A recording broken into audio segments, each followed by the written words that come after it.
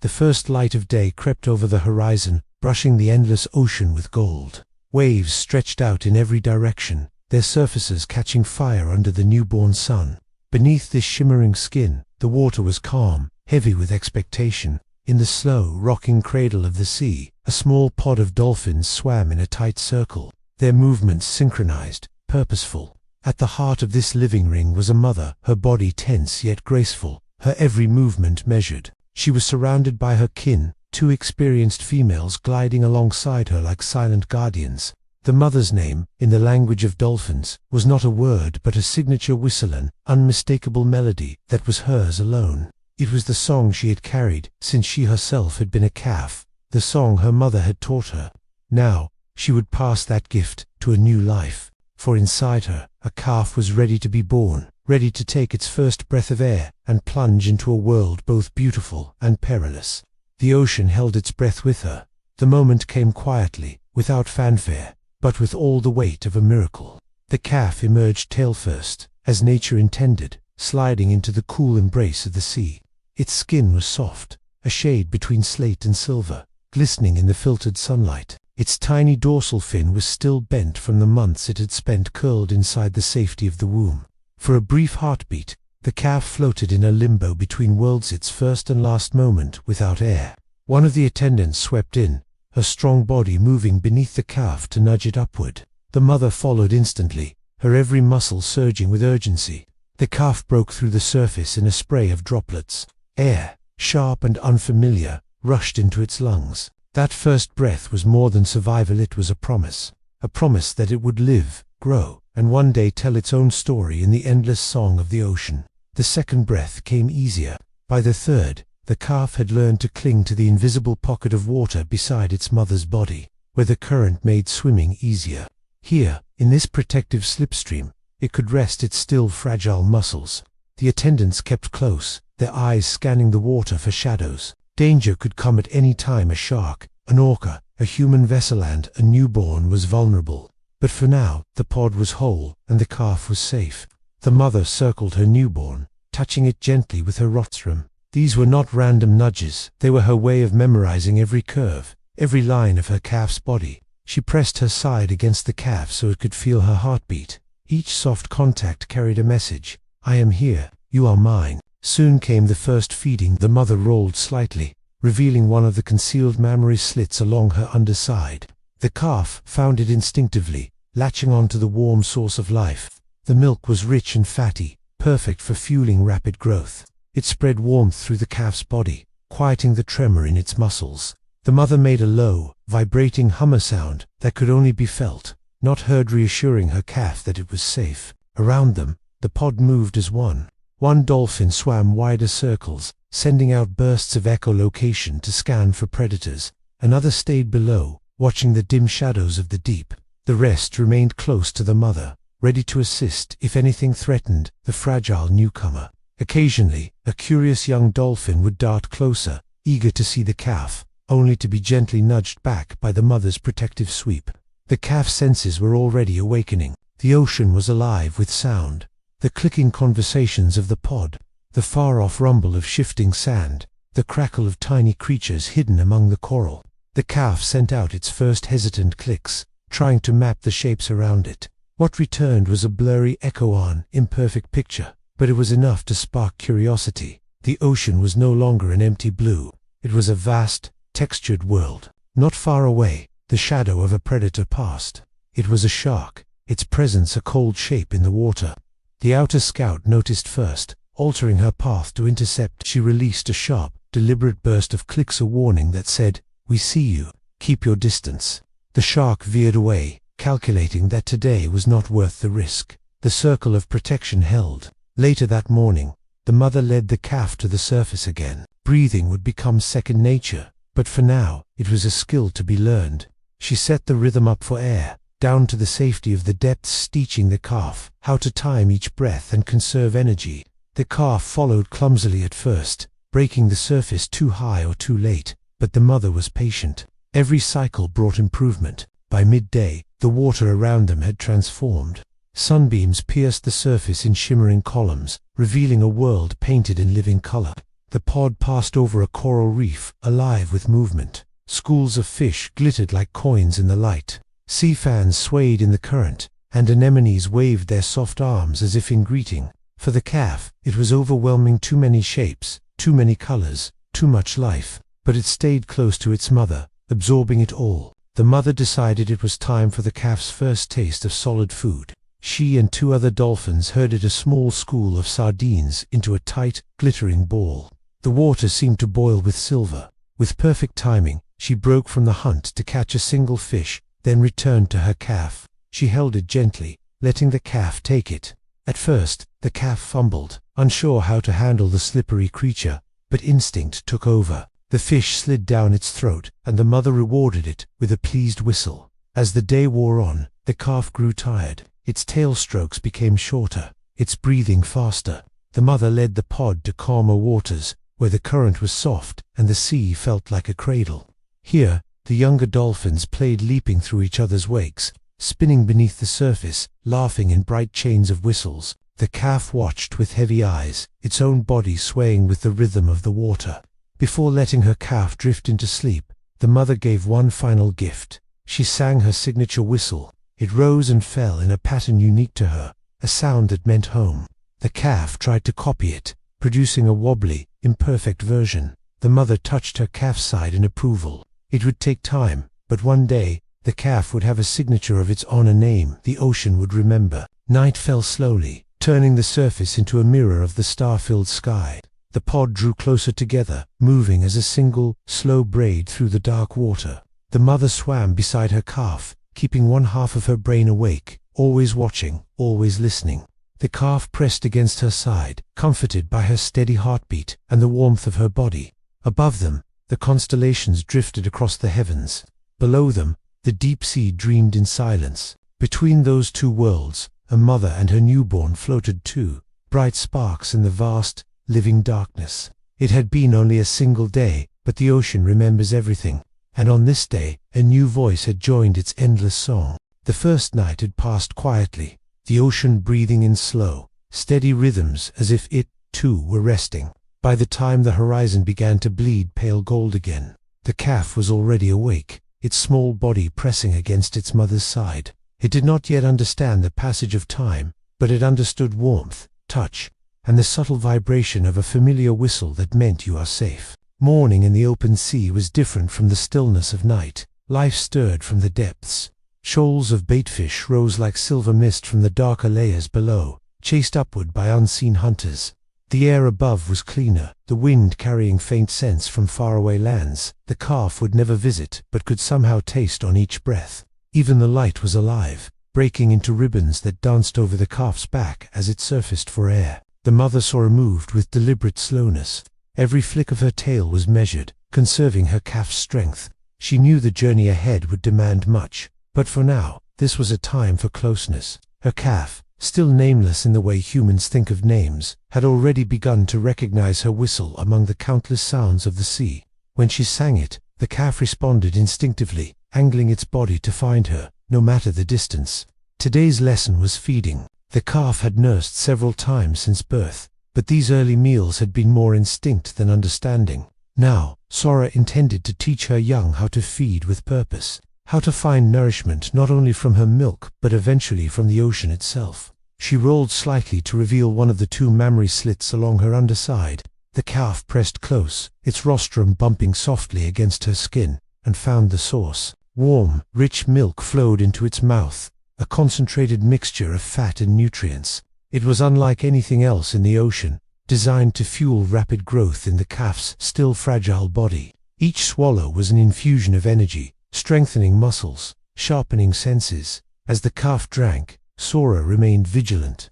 Her eyes swept the surrounding water, her ears attuned to the faintest vibrations. The pod kept formation around her 2 dolphins ahead, 2 behind, each scanning a different arc of the sea. Their echolocation clicks pulsed like invisible radar, building a 3D map of the world around them. If anything large or fast approached, they would know. Far below, a school of mackerel shimmered, their scales catching the light in flashes like polished metal. The calf's instinct stirred. Though it could not yet hunt, Something in its blood recognized the potential of that silver cloud. It broke from its mother's side for a few body lengths, curious, but quickly returned when the water felt heavier, colder, less certain without her. Sora touched her calf's flank with her rostrum. "Not yet," the gesture said. "Your time will come." The lesson continued through the morning. Between feedings, the calf practiced swimming in Sora's slipstream, learning to match her pace and rhythm. This invisible pocket of reduced resistance was a gift from hydrodynamics, but also a survival tool. Staying here meant conserving precious energy. The calf discovered it could almost glide without effort, letting the current from its mother's body carry it forward. Every so often, Sora would alter her course slightly, forcing the calf to adjust. It stumbled in the water at first, but each correction became smoother, more natural. Swimming beside its mother was no longer just following, it was learning.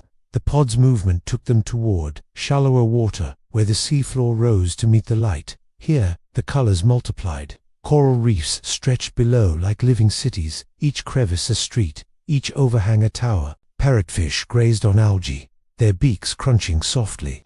A green sea turtle drifted lazily past, its shell patterned with the deep browns and greens of ancient time. The calf tilted its head to see better, taking in shapes and movements that would soon become part of its mental map of the ocean. Suddenly, the pod shifted. The lead dolphin gave a short, sharp whistle on alert. Ahead, a cloud of disturbed sand billowed upward from the reef. Within it, a shadow moved. The calf could not make sense of the shape, but the adults knew instantly. A reef shark. It was not large enough to threaten the whole pod, but to a newborn calf, it was danger incarnate. The formation tightened. Two dolphins moved ahead of Sora and her calf, placing themselves between predator and young. Another flanked from the side, sending out bursts of clicks that echoed harshly in the water, a sonic warning. The shark, realizing it had been seen and that the odds were not in its favor, veered away, disappearing into the blue haze. The calf had felt the tension, the way the water itself seemed to change when danger was near. It pressed closer to Sora, its small body trembling. She brushed her rostrum along its side, letting the steady rhythm of her heartbeat calm it. The lesson was silent but clear. The ocean was both home and battlefield. By midday, the pod had moved past the reef into open water again. Here, the light was stronger, the sea more transparent. Sora decided it was time for the calf's first true encounter with prey, not as a hunter, but as an observer. She gave a signal to the others, and 3 dolphins peeled off, circling a small school of sardines. Working together, they herded the fish into a tight, whirling ball. The water shimmered with silver as the school turned and twisted, desperate to escape. The calf watched, fascinated, as the adults darted in one at a time, each emerging with a fish clamped in their jaws. Sora caught one, then returned to her calf. She held the fish gently, releasing it only when the calf's mouth closed around it. The slippery body was strange, almost alien, and the calf struggled to keep hold. Finally, it swallowed, the sensation unlike anything it had felt before. Sora whistled an approval, a note of pride that carried deeper than words. The rest of the afternoon was spent in gentle travel, the pod moving with the currents, conserving energy. The calf swam more confidently now, its strokes stronger, its breathing more controlled. Each time it surfaced beside Sora, it exhaled with a little more power, inhaled with a little more ease. As the sun began to sink, the sea shifted again. The surface turned to liquid gold, then to molten copper. Shadows lengthened beneath the waves, and the creatures of the deep began to stir. The pod drew closer together, their movements slowing. Night was a time for caution. Sora guided her calf to a calmer patch of water, where the swell was gentle and the current light. She pressed against it, the 2 bodies fitting together in perfect alignment. Then she sang her signature whistle, longer this time, deeper, letting the sound wrap around them both. The calf answered with its clumsy, imperfect version, but the melody was there. It would grow stronger with time, just as the calf would. The stars emerged above them, mirrored in the dark water below. Somewhere in the deep, whales began to sing a distant chorus that wove through the night like an ancient memory. And within the safety of the pod, a young dolphin slept, its dreams full of silver fish, coral cities, and the steady, unbreakable presence of its mother. The second sunrise of the calf's life painted the sea with fire. Golden light spilled across the waves, piercing the water in long, shifting beams that reached all the way down to where the reef slept. The calf rose with its mother, breaking the surface for a clean breath, the cool morning air filling its small lungs. It had already begun to recognize the rhythm of the day, the alternating pull between the calm shallows and the restless open sea.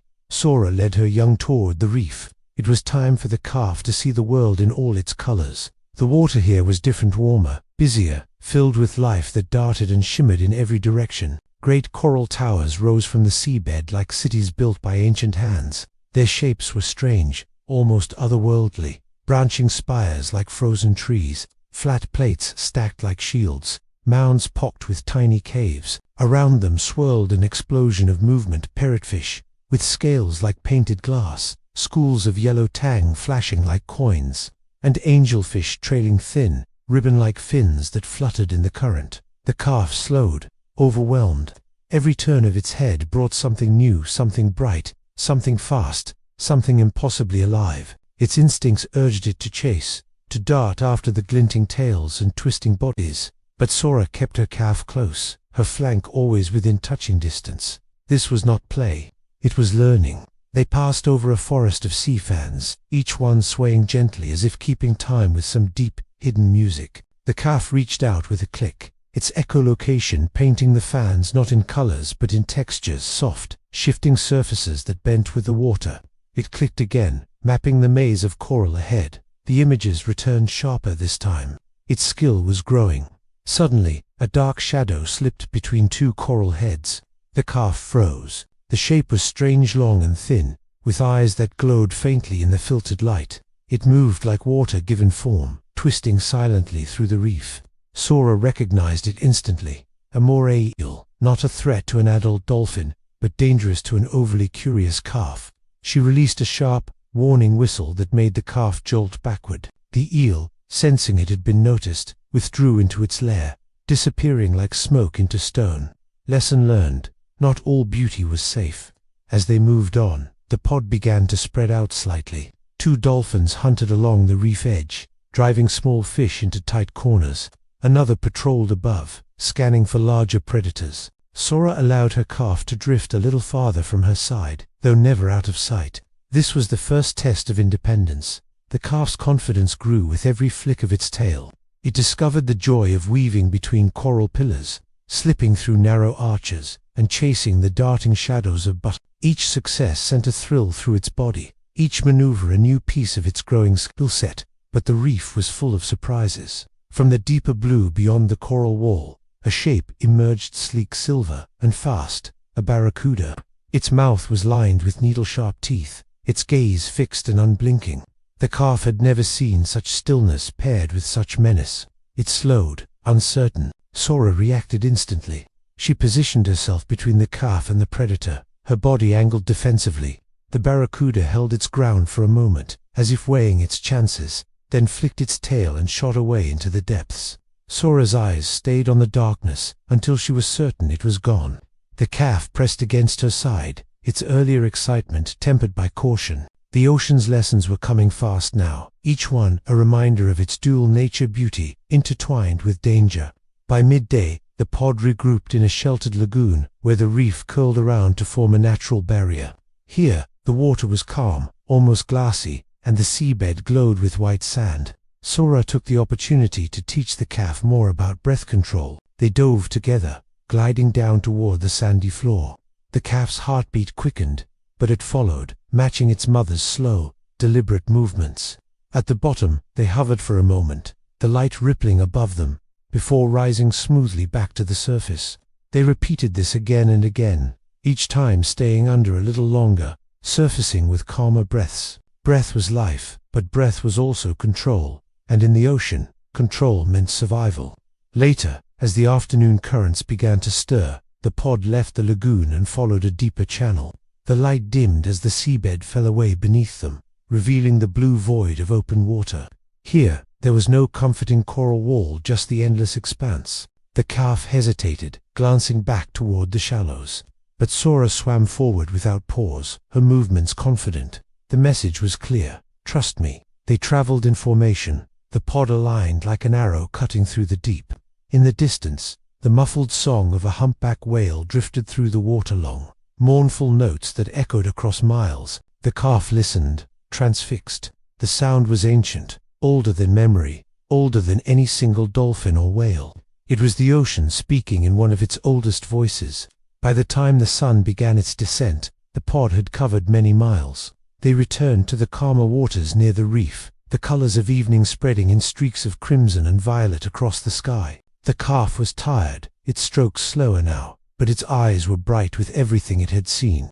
That night, as the stars appeared above, Sora swam close to her calf, brushing her side against its small body. She sang her signature whistle once more, and the calf answered, still clumsy, still imperfect, but stronger than before. In the darkness, with the pod surrounding them, the calf closed its eyes. Its dreams were filled with the vivid shapes and colors of the reef, coral cities, darting fish, and the shadows that had watched from the edges. The ocean had shown its beauty today, and just enough of its teeth. Tomorrow, it would show more. The day began with a strange stillness. It was not the peaceful kind of calm that settles over the sea at dawn, but the uneasy pause before something stirs.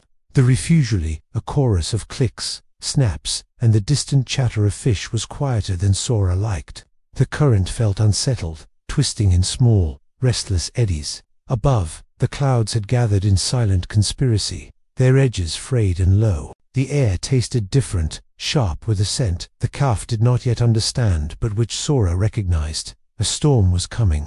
The pod adjusted their formation without being told. The lead dolphin widened her scouting arc, sending bursts of echolocation in long sweeps ahead.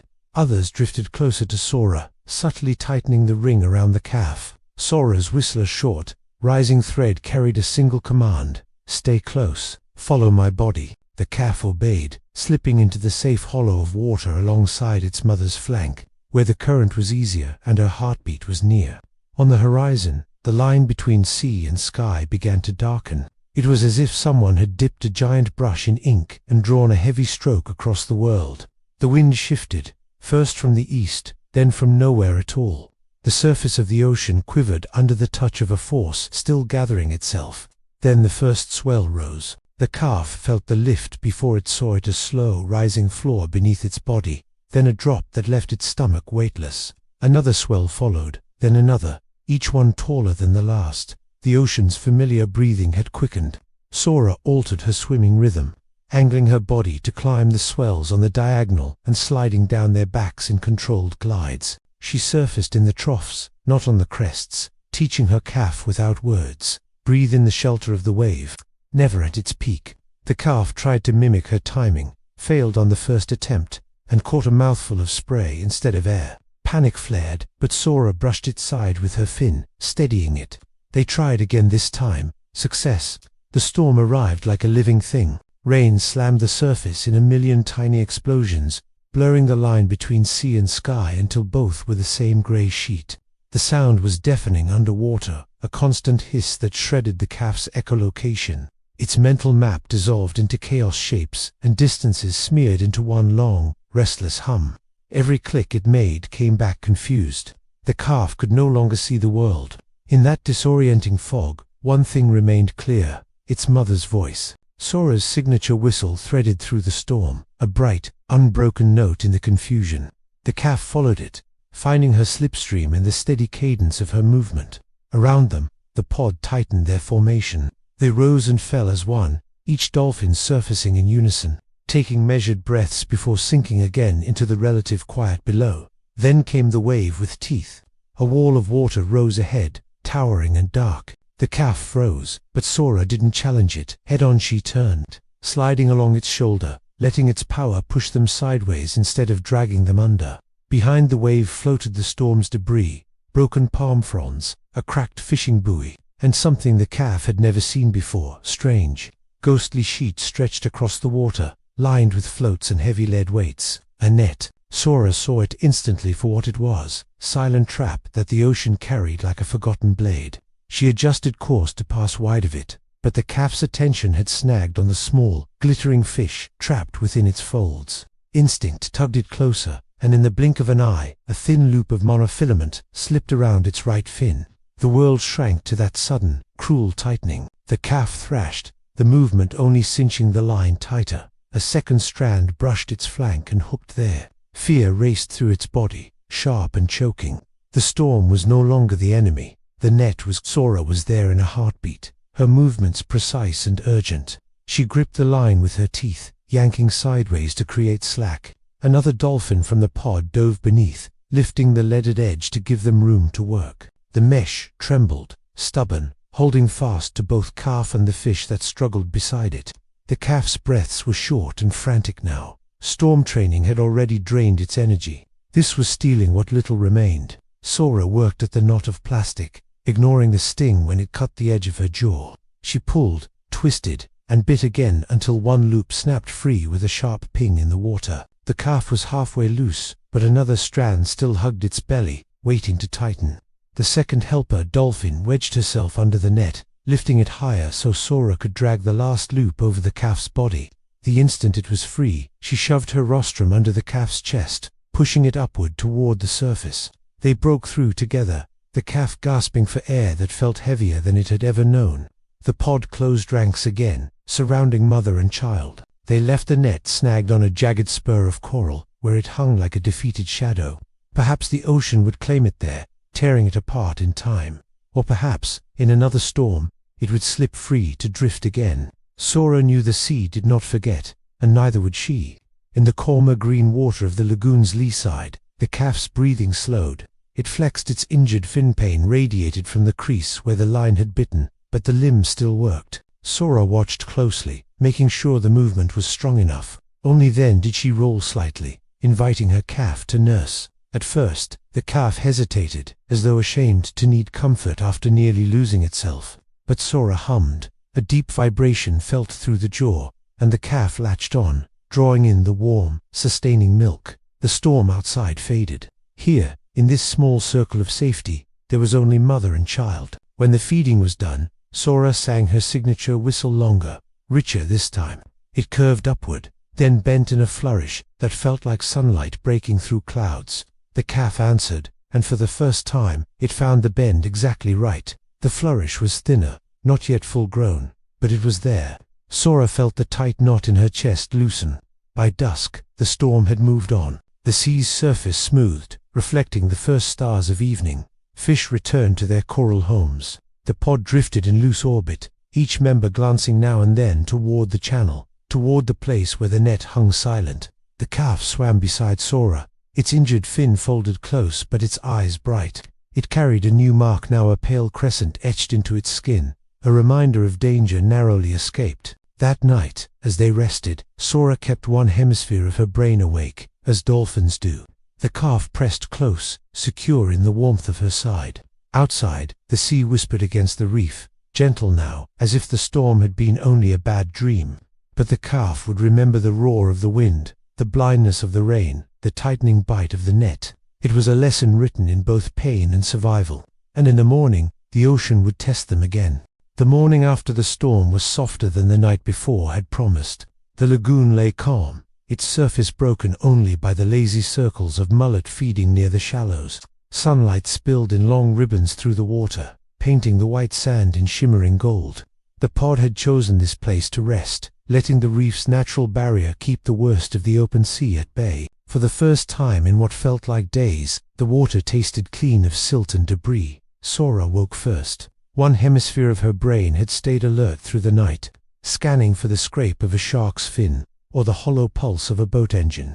Now, with the light stretching across the lagoon and the sentinels' clicks reporting no danger, she allowed herself a deeper breath. The calf stirred against her side, stretching its sore fin. The pale crescent from the net's bite was already fading into a faint mark, but Sora knew it would never vanish completely. The calf had survived, but survival was not enough. Now it had to grow stronger. Recovery in motion after the storm. The calf had been reluctant to stray far from Sora's flank, shadowing her every turn. That instinct was good for safety, but dangerous for growth. Today, she would encourage her calf to swim further, to learn the water without always leaning on her wake. They began in the shallows, where the sandy bottoms sloped gently, and the waves rolled in with barely a sigh. Sora surged forward, creating a pressure wave for the calf to ride. Then, without warning, she veered sharply away. The calf shot forward on its own momentum, surprised by the sudden emptiness ahead. For a moment, its strokes faltered, but then it found the rhythm again, tail lifting and falling with more determination. Sora returned alongside it, releasing a short whistle that meant good. They repeated this exercise again and again, each time with Sora peeling away sooner, forcing the calf to swim alone for longer stretches. The calf's endurance grew, its breaths steady and confident. The lesson of the reef edge. By midday, the pod moved toward the reef's outer wall. Here, the turquoise of the lagoon deepened into sapphire, and the water's character changed. The gentle sway of the shallows gave way to the restless pulse of the open blue. The drop-off was a world of its own. Vertical cliffs of coral falling into a blue so deep it swallowed the light. Schools of fusiliers drifting like silver smoke before vanishing into the depths. Sora led her calf to the edge but stopped short of the drop. She emitted a low series of clicks, letting the sound fall into the deep. The echoes returned differently years lower, stretched revealing shapes far below. The calf tried the same and received a vague, shadowy impression. Its mind struggled to picture the vast, empty space beneath. The message was clear. The open sea was not to be entered lightly. A first taste of independence. The pod fanned out along the reef edge, some foraging among the coral heads, others patrolling the drop. Sora decided it was time for a test. She nudged her calf toward a patch of reef where small fish gathered. Then she drifted backward, giving the calf room. At first, the calf circled aimlessly, unsure what to do. Then instinct took over. It darted toward a cluster of silvery baitfish, scattering them into a glittering cloud. The fish regrouped in an instant, swimming tight for protection. The calf tried again, chasing a single straggler, but the fish zigzagged into the safety of the coral. Sora whistled encouragement, but she did not help. The hunt, even a practice one, was a skill the calf had to build on its own. After several failed attempts, the calf finally managed to trap a small fish against the reef's surface and catch it in its mouth. The fish wriggled, then stilled. The calf swallowed awkwardly but managed it. Pride glinted in its eyes as it swam back to Sora. The test comes early. They were about to rejoin the pod when a sound rippled through the water, a rapid burst of clicks from the sentinel. Sharp and urgent. Danger. From the blue void beyond the drop-off, a shape emerged. Long, powerful, and moving with deliberate ease. A grey reef shark, not large enough to take on the entire pod, but fast enough to strike if given an opening. The pod shifted instantly into a defensive circle. Adults facing outward, calves toward the center. Sora angled her body to shield her calf, but the shark was approaching from the calf side, not hers. For the first time, the young dolphin found itself in the predator's direct path. Instinct screamed for it to hide behind its mother, but the defensive circle left no gaps. Sora's sharp whistle cut through the water. Move, don't freeze. The calf acted. It remembered the way Sora had evaded the storm waves, never meeting them head-on, but sliding aside. As the shark lunged, the calf twisted at the last moment, rolling its body so the predator's snout missed by a fin's breadth. The calf darted toward the center of the pod, and two adults closed in to shield it. The shark circled once, measuring its chances, but the wall of bodies and flashing rostrums told it all it needed to know. It slipped back into the deep, swallowed by the blue. A different kind of pride. The calf's heart was pounding, its breaths coming fast, but it had done. It had moved, thought, and survived without being guided every step. Sora pressed her side against it in passing, her touch lingering for a moment longer than usual. No words were spoken. None were needed. They left the reef edge for safer waters, the pod returning to the lagoon as the sun tilted west. The calf swam beside Sora, but now there was a subtle difference. Its strokes were stronger, more certain, and it no longer clung quite so tightly to her slipstream. The pale scar from the net was still there, a faint crescent on its fin. But now, it carried another kind of mark, one invisible to the eye, but etched deep inside. The knowledge that it could act when it had to. That night, under a sky full of stars, the calf slept closer to the center of the pod, no longer because it was the smallest, but because it was learning its place in the circle, protected, yes, but also ready to protect in turn. The open blue was still out there, waiting. Next time, it would meet it with more than fear. The sun rose into a sky so clear it seemed the storm of 2 days ago had been a dream. The ocean stretched wide and calm, its surface broken only by the faint swell of a long, lazy tide. The pod moved together in loose formation, riding the current away from the reef, to forage in richer waters. Sora swam near the center, her calf beside her, each breath a shared rhythm. For the calf, the open blue beyond the reef still felt like a place of vast mystery. It was thrilling and intimidating in equal measure, a space where the water seemed endless, where shapes could appear from nowhere. But with Sora at its side and the pod surrounding them, it felt safe enough to follow. The lure of the current was strong today, pulling them along a path that curved between two underwater ridges. Here, the water funneled into a highway of life, schools of mackerel flashing like molten silver, barracudas holding steady against the flow, plankton blooming in invisible clouds. For predators and prey alike, this was a feast. The pod split into smaller hunting groups. Some darted into the mackerel schools, using coordinated bursts of sound to corral the fish into tight balls before lunging in to feed. Others dove deeper, chasing squid that flickered away in bursts of ink and color. Sora signaled to her calf with a short, low whistle. "Stay close." But the calf's eyes were caught by a new sight: thousands of tiny anchovies, moving in one shimmering sheet just below the surface. They twisted and turned as one, their bodies catching the sunlight in flashes so bright they looked like lightning underwater. The calf could not resist. It surged forward, slipping through the water faster than it ever had before, the anchovy cloud parting and reforming around it. For a few glorious moments, it forgot the reef, the pod, even Sora. All that existed was the chase, the moment of separation when the calf slowed. Its excitement cooling, it turned to find Sora's shadow. But she was not there. The water behind was empty. The pod had drifted farther along the current, their shapes now distant silhouettes distorted by the shifting light. The calf whistled high and urgent, but the only answer was the low hum of the current itself. A ripple of unease tightened through its body. It clicked rapidly, trying to map the space around it, but the open blue gave back few details. Only the faint outlines of fish schools and the empty stretch of the ridge walls. The comforting lattice of Sora's echolocation, the bright anchor of her whistle, was gone. The calf swam hard in the direction it thought the pod had gone, but the current had shifted subtly. It pushed the calf at an angle, away from the path the others had taken. Each time it surfaced, the horizon looked the same, water in every direction. The realization came slowly, heavy as the deep. It was alone. The first hours at first, instinct told the calf to keep swimming in one direction, trusting it would find the pod. But after what felt like endless minutes, nothing changed. The mackerel schools had thinned. The anchovies were gone. Even the ridges beneath had dropped away into a plain of empty sand. It slowed, panting lightly from the effort. Alone, without the pod's slipstream, swimming took more from its muscles. Each breath had to be timed without the rhythm of the group. For the first time, the calf felt the true weight of the water. A shadow flickered below. The calf froze, clicking softly to identify it. The sound returned to shape, both familiar and frightening. Long body, sharp snout, deliberate, steady tailbeats. A reef shark smaller than the one at the drop-off, but still more than a match for a calf without protection. The calf remembered Sora's lessons. Never let it approach from behind. Move with purpose. Show you are aware. It turned to face the shark directly, making itself look bigger by angling its body sideways. The predator circled once, measuring, then drifted away into the gloom.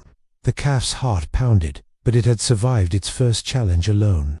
Hunger and the decision hours passed. The calf's stomach gnawed at it, the warmth of Sora's milk now a distant memory. It remembered the practice hunts, how to trap fish against a reef, how to lunge from below, but here there was only open water.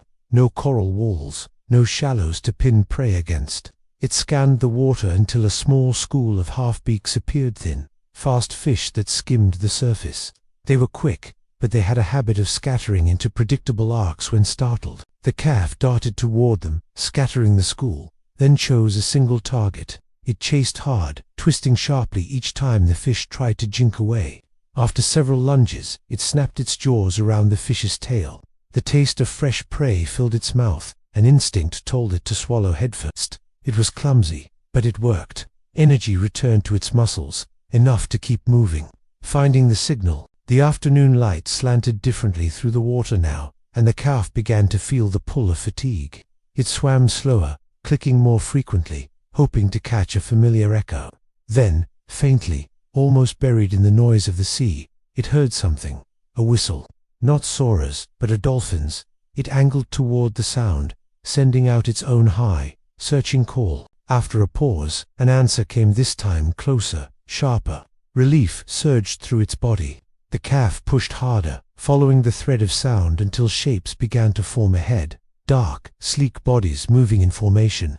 The pod. Sora broke formation first, swimming directly toward her calf. She slowed just enough for the calf to reach her side, then pressed her flank against it in a solid, grounding touch. She did not scold. She did not need to. The calf's return was enough. The lesson etched in saltback within the safety of the pod. The calf felt the tension leave its body. But something had changed. It had faced hunger, a predator, and the vast emptiness of the open blue and come back. It was still small, still learning, but now it knew it could act when no one was there to guide it. That night, as they rested in calm water, Sora sang her signature whistle. This time, the calf's reply was stronger, the notes clearer, as if shaped by the distance it had traveled alone. The pod listened in quiet acknowledgement.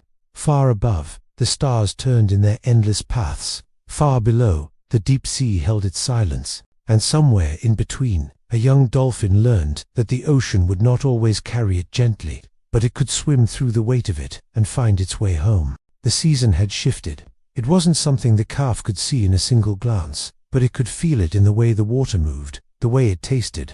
The currents had grown cooler at the surface and warmer below, like mismatched layers of a blanket. The plankton blooms were rising earlier in the day. Baitfish moved in tighter schools, their bodies tilting just a little deeper into the blue. To the calf, these changes were curious. To Sora, they were a clear signal. It was time to travel. The pod gathered in a loose formation just beyond the reef. The familiar bustle of the coral city hummed faintly behind them, but ahead stretched the open bluer road of water that led to richer feeding grounds hundreds of miles away. Soft whistles and clicks passed between the adults, each sound carrying meaning. Northridge. Follow the cold vein. Avoid the shipping lane. The calf didn't understand every detail, but it understood the tone. This was serious. This was a journey. Sora swam to her calf and pressed her flank gently against it, a wordless command. Stay with me. Then she turned, and the pod began to move. Leaving the reef at dawn, they cleared the reef. Behind them, the coral faded into a pale silhouette. Ahead, the sea deepened in color, koi shifting to indigo, and then to a rich cobalt that seemed to go on forever. The calf stayed close to Sora's wake, feeling the soft push of the pressure wave she made with each flick of her tail. Traveling this way was easier, but the calf could feel the pull of the current even here. This was no playful swim. This was distance. The adults rotated the lead position every hour. When Sora took point, she cut clean lines through the water, conserving energy for those behind. When another dolphin took the lead, Sora dropped back to her calf's side, adjusting her speed and body angle so the young one could keep pace. Travel had its rhythm. 3 strong kicks, glide, surface in the trough between waves, breathe, dive again. The calf was still learning the count. Once, it surfaced too high on a crest and caught only spray. Sora tapped it lightly with her flipper, correcting the timing without scolding. They tried again. This time the air came clean. Into the open blue by mid-morning, the seabed fell away beneath them. The shelf's edge dropped into deep water, and the familiar soundscape of the reef faded. No more constant crackle of shrimp or the busy chatter of reef fish. Now the water was quiet, huge, empty, and echoing. The only sounds were the low hum of distant whales and the faint splash of flying fish breaking the surface before vanishing again. The calf clicked cautiously, trying to map this vast space, but the open water returned little in the way of shapes. There were no coral towers, no sandy slopes, just the endless body of the sea. The shipping lane by late morning, the water began to vibrate. The calf felt it before it heard it, a deep, ugly throb that seemed to press against its skull. Then the sound grew, layered, mechanical. Above them, 2 freighters moved in opposite directions, their massive hulls writing blunt shapes against the surface light. The noise shattered echolocation, turning the calf's clicks into fuzzy, useless echoes. The pod dove deep, slipping into the shadowed layer where the sound was muted enough to navigate. They swam in a tight vertical column, boaties aligned nose to. Sora kept the calf between herself and the rocky wall of the current, sheltering it from the worst of the vibrations. When they surfaced again in the freighter's wake, The air was tainted with diesel. The calf coughed a sharp exhale and shook its head. Sora's touch at its side was brief but steady. Keep going. Hunting in scarcity, travel, burned energy, and food in the open blue was patchy. The pod shifted to an opportunistic hunting style. One dolphin would dive beneath a loose school of fish, pushing them upward. Another would flank from the side, driving them into a tight ball. A third would strike in a quick lunge. The calf tried to join once, but its timing was clumsy and the fish slipped away. Sora caught two, missing a third, then let her calf feed on one of her catches. Between hunts, she nursed the calf mid-swim. The calf latched without breaking their forward motion, drinking warm milk while kicking in rhythm. It was an exhausting kind of comfort, but it kept strength in the young one's muscles. The orca encounter, the first real danger, came the next morning. The sentinel's clicks changed sharper, faster. The pod shifted instantly into a long, narrow formation. Calves in the center, adults facing outward. Black and white shapes slid into view from the edge of the blue. Orcas, silent, purposeful. They ghosted closer, their movements deliberate, reading the pod's reactions. Running in open water was dangerous. Instead, the dolphins began a three-dimensional defense. They rose together toward the surface, then dove as one, weaving into a maze of movement. Sora kept her calf so close that their ribs brushed. An orca veered in, testing the edge. One of the ants broke formation, cutting sharply across the predator's snout, forcing it to pivot and lose momentum. Another slapped her fluke hard, sending a loud shockwave through the water. The pod angled toward a kelp forest clinging to an underwater ridge. The long fronds tangled around them like cold ribbons, slowing movement but breaking the orca's line of sight. The predators circled the edge for a moment, then drifted away, unwilling to risk the drag. In the dim green under the kelp canopy, the pod stilled. The calf's breathing was quick, its heartbeat pounding. Sora pressed her jaw to its side. Safe, with me. The cold vein. When they emerged from the kelp, the water had changed again. It was colder, richer, carrying the metallic taste of upwelling. Life gathered here in abundance: anchovies in shimmering curtains, sardines rolling like silver coins, krill drifting in clouds so thick they colored the water. The pod broke formation and began to feed. Sora dove beneath a bait ball and rose through it in a clean strike, her clicks herding the fish into reach. The calf watched, then tried a smaller version of the maneuver. To its surprise, it caught one fish, then another. Sora's whistle of approval was brief but warm.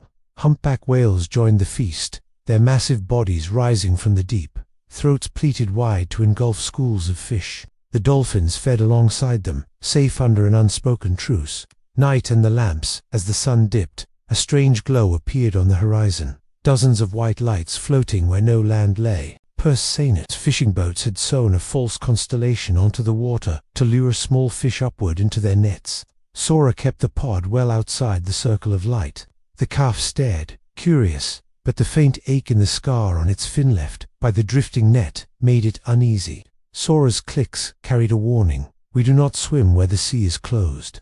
They curved wide around the boats, finding cleaner water beyond the glare. Arrival by dawn, fog lay low over a coastline the calf had never seen. The air carried the scent of river water and kelp. This was the place the journey had promised, feeding ground rich with life. The pod slowed. Hunting would now replace travel as their main work. Sora sang her signature whistle, not loudly, but with the steady tone of homecoming. The calf answered, its version of the song stronger and surer than before. The long swim had done its work. The calf's body was tougher, its strokes were longer, its fear was quieter, and somewhere between the empty blue, the freight ship's shadow, the orca's silence, and the whale's massive kindness, it had learned that the ocean was not just one challenge, it was many, and it could meet them one by one. The first days in the new feeding grounds felt almost like a reward for the long swim. The water here was alive in every direction. Sardines flashed like falling silver rain, krill drifted in slow red clouds, and schools of mackerel drew shifting shadows over the sandy bottom. The pod hunted in the mornings and played in the afternoons, their bodies sleek with health. Even the calf, still nursing, had begun catching small fish on its own between feedings. But abundance in the ocean is never a guarantee of safety. It can draw not only prey but predators, and sometimes danger comes not from hunger but from chance. The morning hunt, it began as an ordinary hunt. The sun had just climbed high enough to spear the water with golden light. The pod moved in a coordinated arc, driving a swirling bait ball toward the surface. The calf stayed close to Sora, practicing short lunges into the school, managing to catch 2 small fish with a growing sense of pride. One of the older females, Lyra, a seasoned hunter and one of Sora's closest allies, took the outer edge of the formation. She was powerful, her strokes long and confident, her clicks sharp and precise. The calf had always admired her.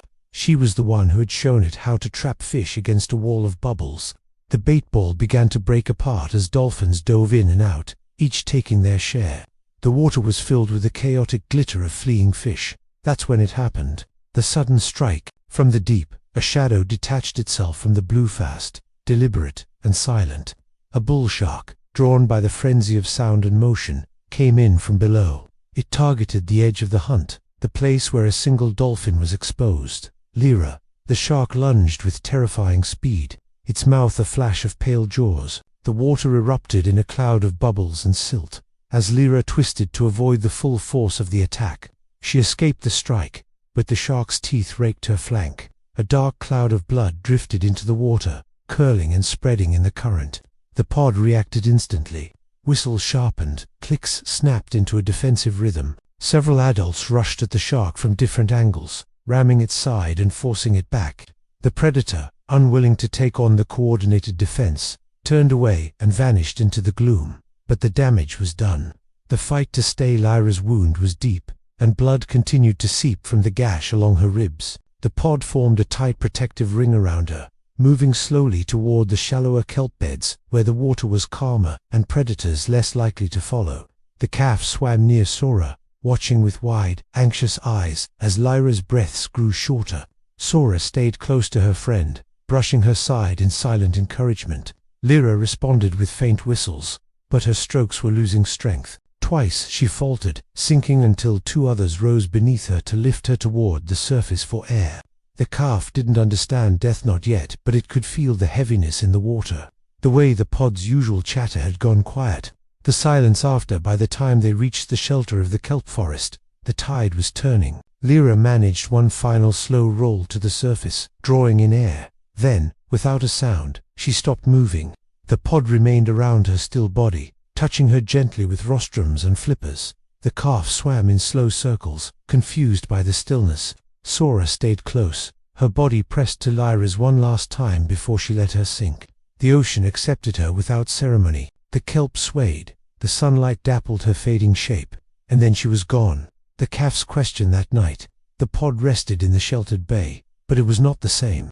There was a space where Lyra should have been, a gap in the formation that no one filled. The calf stayed pressed against Sora's side, occasionally giving a short, questioning whistle. Sora answered in the only way she could, by singing her signature, soft and low, letting it wrap around the calf like the tide. It was a reminder that the circle remained, even when it had holes. The lesson left behind in the days that followed. The calf noticed changes. The pod was more cautious when hunting. The sentinels patrolled farther out. The formation stayed tighter, and though no one spoke of it in a way the calf could understand, the lesson was clear. The ocean gave life, but it also took it without warning. Lyra's absence became a kind of memory, not in words, but in the way the calf would sometimes angle its body a little wider during a hunt, guarding the edge as she once had. For the calf, this was the first true understanding of loss and the quiet, enduring truth that survival was not only about strength, but about the family that swam beside you. The sea, for all its beauty, is also a stern teacher. For the calf, the weeks after the orca attack felt like stepping into a new world, one where every breath, every flick of the tail, every echo of sound carried more weight than ever before. Childhood, with its games of chasing fish and endless dives through curtains of bubbles, was not gone, but it no longer stood alone. Now it was shadowed by the memory of loss and the responsibility of survival. The echo of absence. Though the pod carried on with its daily rhythm, the absence of Lyra was carved into their movements like an unseen scar. When the pod hunted, Sora would sometimes blow rings of bubbles to corral the fish, a gesture the calf remembered as Lyra's specialty. For a moment, it would almost feel as if Lyra swam beside them again, but then the ring would burst, and silence pressed in. The calf felt this absence deeply, though it could not name it. Every time it looked at the tight circle of bodies protecting the newborns, it thought of how close death had come, how fragile their safety truly was. And within that realization came a new awareness. It too must help hold the circle. It was no longer just Sora's child sheltered in her shadow. It was a part of the living wall. Lessons in the shallows. One evening, after a long hunt, Sora guided her calf away from the pod into the shallow waters near the coast. The seagrass swayed like a green forest under the fading light. Here the water was calm, free of predators, the perfect place for teaching. Sora circled the calf, her movements slow, deliberate. Then, with a sharp whistle and a firm nudge of her rostrum, she urged him to practice the maneuver he had performed during the orca attack, cutting across an enemy's path, clicking sharply to disrupt them, and retreating in rhythm. Again and again, Sora forced him through the motion.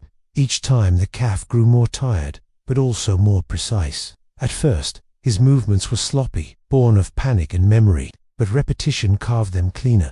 Soon the calf felt his body respond with less fear and more control. It was no longer a desperate gamble, but a skill. Sora's whistles carried meaning. This is not play. This is survival. You must be ready again. The edge of the circle that night, as the pod rested, the sentinel swam along the dark perimeter, sending a mesh of clicks into the deep. Sora pressed her calf outward, nudging him closer to the rim.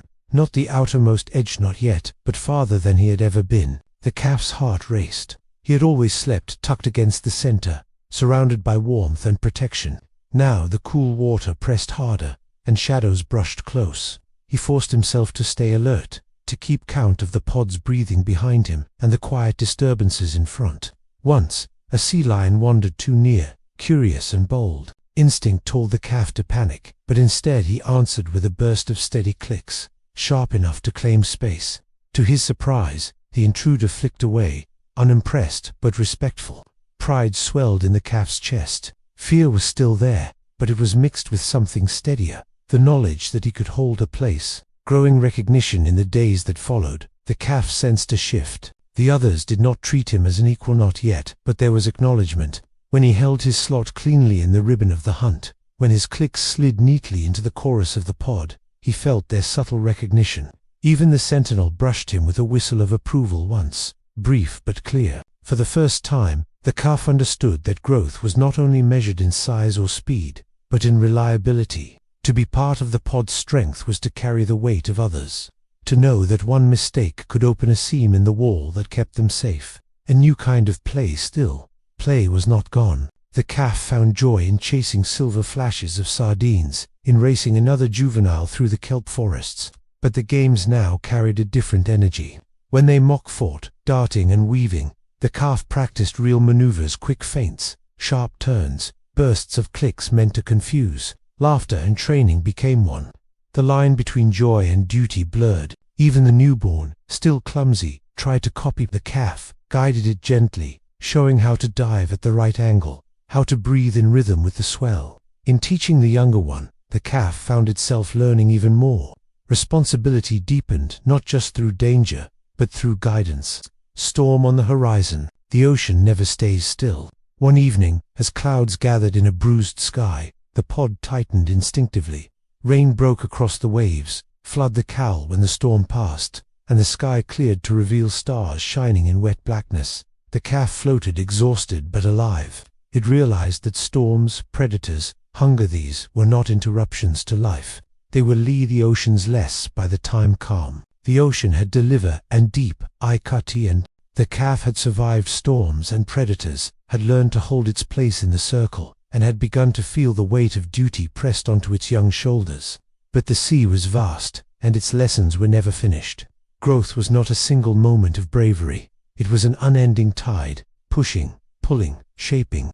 The new migration. As the seasons shifted, the water itself seemed to change color. The currents grew cooler, prey grew scarcer, and the pod began to move again, preparing for the long migration toward warmer seas where new life would be born and old bonds renewed. It was a journey of weeks, one that demanded endurance and unity. For the calf, this migration was different from all others before. In past seasons, it had clung to Sora's flank, half aware of the distance but safe in her wake. Now, as the pod organized into travel lines, The calf found itself given a place not at the heart, but at the edge, close enough to be guided, far enough to test its independence. The message was clear. You are no longer only protected, you must help protect. The first watch. During the long nights of travel, sentinels rotated at the edges of the formation. To the calf's astonishment, Sora nudged it outward, sharing part of her watch. The calf's heart pounded, but it obeyed, sending clicks into the dark, listening for the faintest disturbance. At first it heard only the ordinary, the echo of distant fish, the shifting of currents, the faint cries of seabirds overhead. But then fainter still came the scrape of something unnatural, a low hum, rhythmic and alien. The calf froze, unsure. Sora answered with a whistle of confirmation.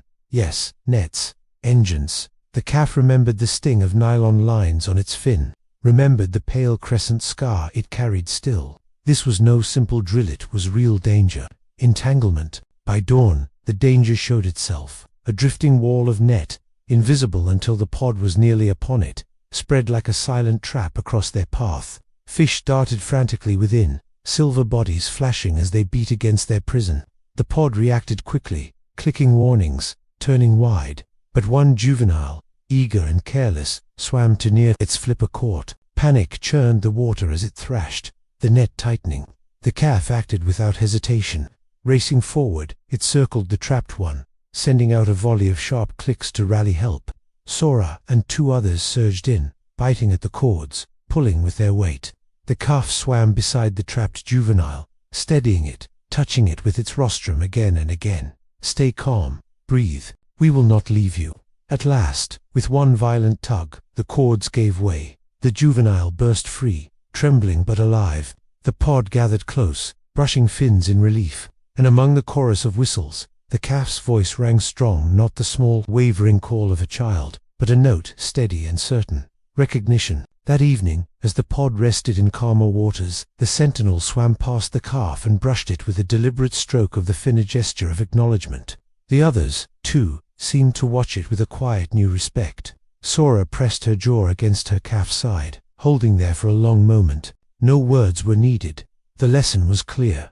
The calf had stepped across another invisible line, no longer just surviving trials but leading within them. Toward tomorrow the migration continued, and with it, more challenges, sharks in the deep, storms across the horizon, hunger that bit when prey was thin. But the calf no longer swam as a shadow. It swam as part of the wall, part of the voice, part of the song. The sea would keep testing. It always did. Yet the calf had grown through trial, and in its heart, the ocean's grammar was no longer just noise. It was meaning. It was becoming a protector. The dolphin was no longer the fragile calf that once clung to its mother's side.